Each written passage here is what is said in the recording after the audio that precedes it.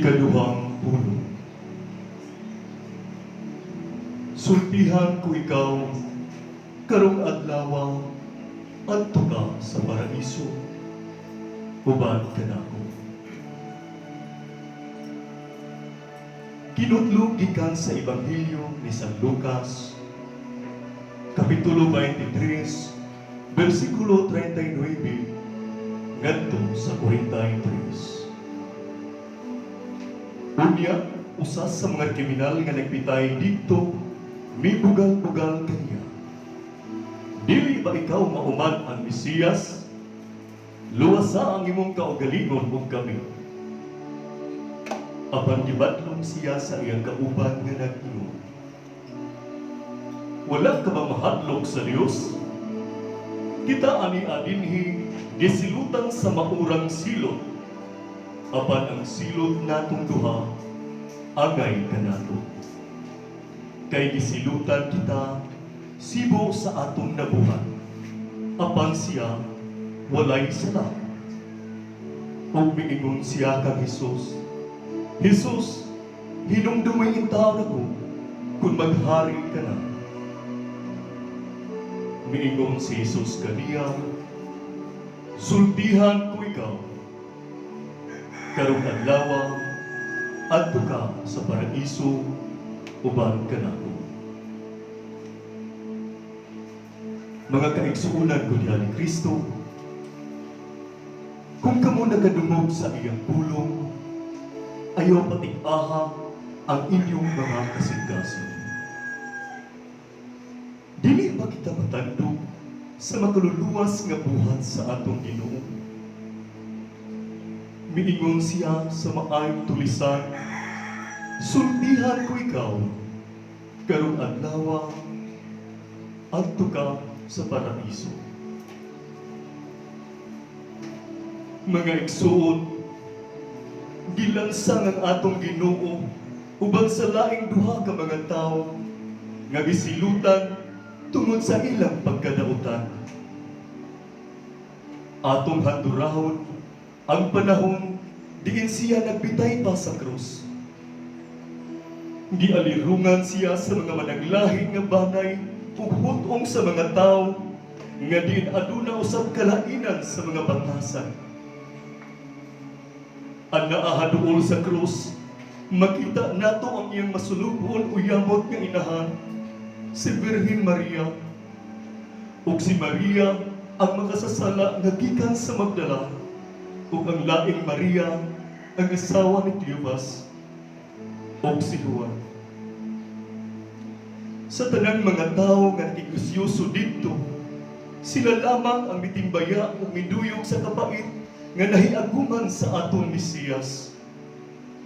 Kay ang kasagaran nila dito, mipakita man sa dili maayong kawig, sama sa kagubot, kaguliang, kasaba, pagbugal-bugal, pag-insulto, o pagdagman nga nakapasamot sa pag-antos sa atong Ginoo.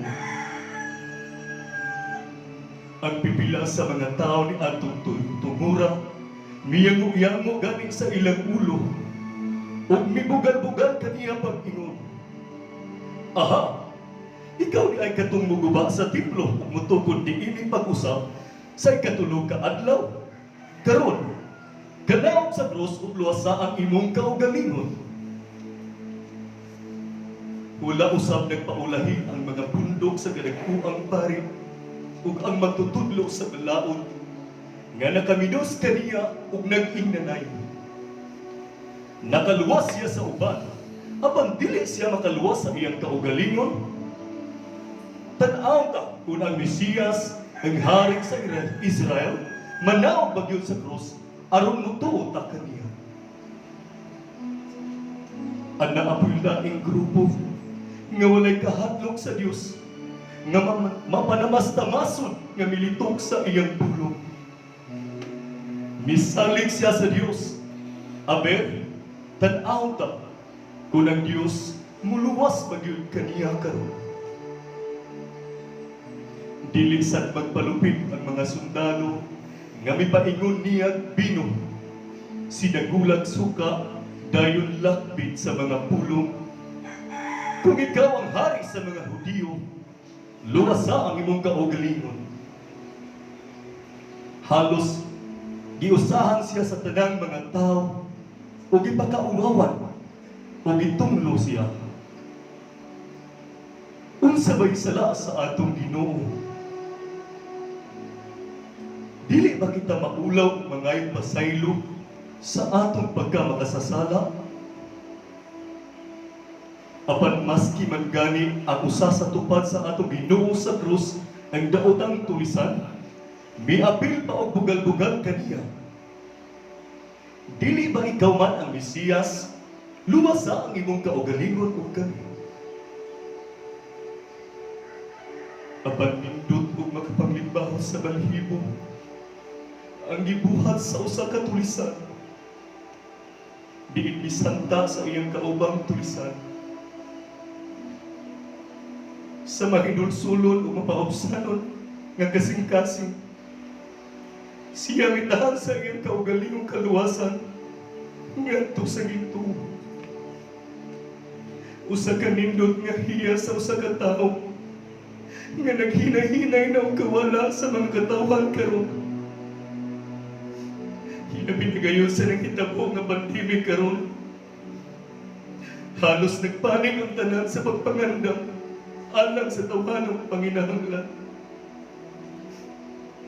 Palit diri, palit dito, lockdown diri, lockdown dito.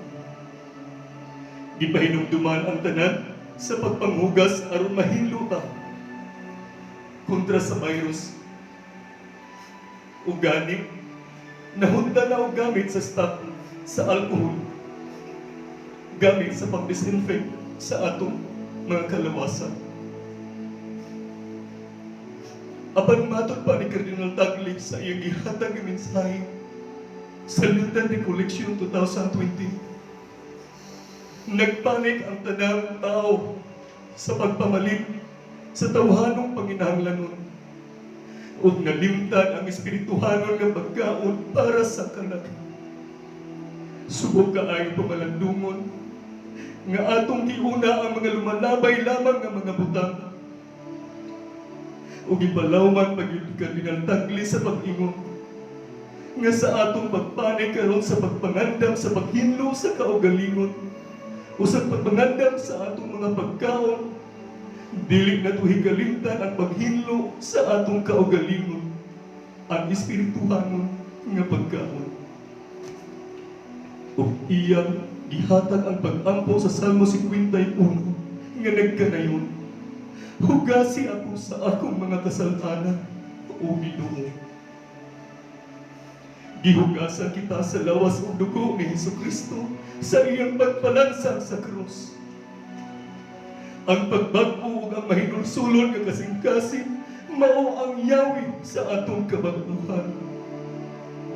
Pinaagi sa iyang pagpalansang sa krus kitang tanan iya nang giluwas. Apan ang atong kaluwasan wa pa'y kasiguruhan tungod kay nagpadayon pa man gihapon taglawig ni kalibutan. Giawhag na kanunay sa pagkinabuhi sa pagkabalaan. Mao kini ang atong buktong bahandi nga mao'y kanunay ginamiti sa Ginoo nga kita mahiusa kaniya. Kini ato pang mapuy-an pinaagi sa iyang hagit kanunay ang paghigugma sa Ginoo labaw sa tanan ug ang paghigugma sa atong silingan sama sa atong paghigugma sa atong kaugalingon.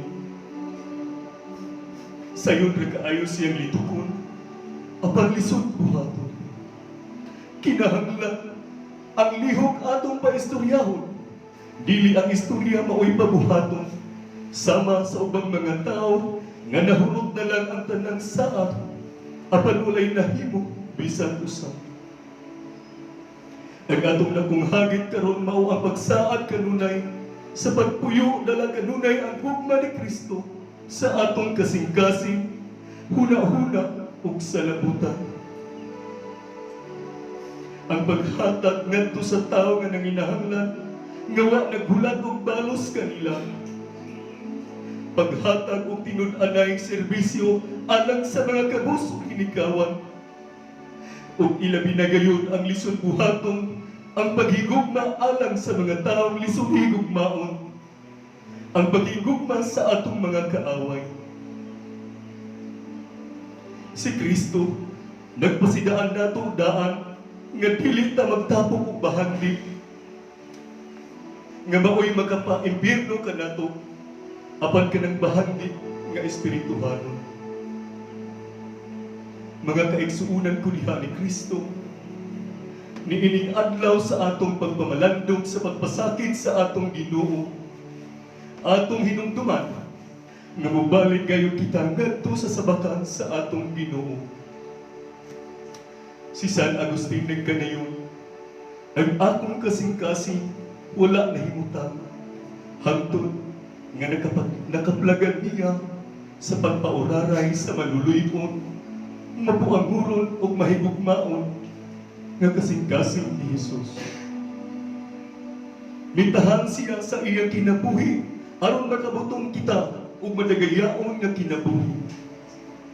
Sa katapusan, tataw og laro nga nagpadayag siya sa mensahe sa Ebanghelyo ni San Mateo. Umari kamo kanako, kamong tanan nga gikapuyan o gibugatan sa imong gipasan, kay papahulayon kanamo. Kita giawhat sa pagbangon nagikat sa atong pagkapukan tungod sa atong kasalanan o pagkadautan. Aron si Jesus makalitok ni ining pulunga sa atoa. Sultihan ko ikaw karong adlaw adto ka sa paraiso uban kanako.